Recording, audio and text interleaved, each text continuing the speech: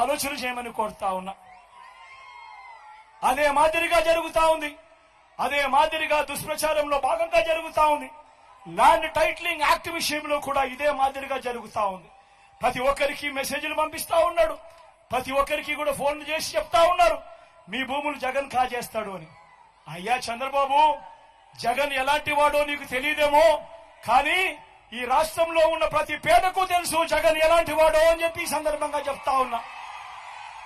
జగన్ భూములు ఇచ్చేవాడే కానీ జగన్ భూములు లాక్కునేవాడు కాదు నీ మాదిరిగా అని చెప్తా ఉన్నాడు. ఈరోజు అసలు ల్యాండ్ టైటిలింగ్ యాక్ట్ అంటే ఏమో చంద్రబాబు నాయుడు గారికి తెలుసా అని అడుగుతా ఉన్నాడు మీ జగన్. అసలు ల్యాండ్ టైటిలింగ్ యాక్ట్ అనంటే దాని అర్థం ఏమిటో తెలుసా? అసలు ల్యాండ్ టైటిలింగ్ యాక్ట్ అనంటే దాని అర్థము మీ భూముల మీద మీకు సర్వ హక్కులు కల్పించడమే ల్యాండ్ టైటిలింగ్ యాక్ట్ కు సంబంధించిన ముఖ్య ఉద్దేశం. మీ భూములు 100 సంవత్సరాల కిందట సర్వే జరిగింది. బ్రిటిషర్లు ఉన్నప్పుడు సర్వే జరిగింది. దాని తర్వాత ఏ ఒక్కడు కూడా సర్వే చేసిన పరిస్థితులు లేవు. ఎక్కడా కూడా 15,000 గ్రామ సచివాలయాలలో 15,000 సర్వేలను పెట్టించి ఏ ఒక్కరు కూడా ఎప్పుడు సర్వే చేసిన పరిస్థితులే లేవు.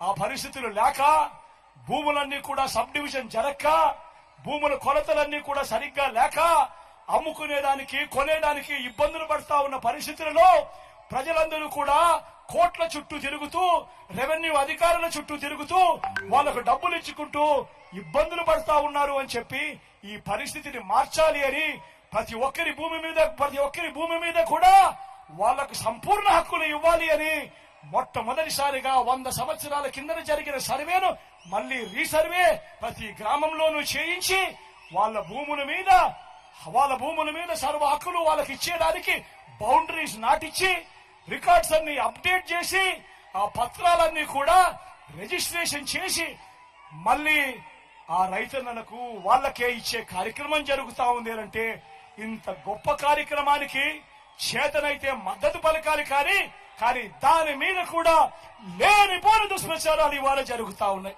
ప్రతి ఒక్కరిని కూడా ఆలోచన చేయమని కోరుతా ఉన్నా.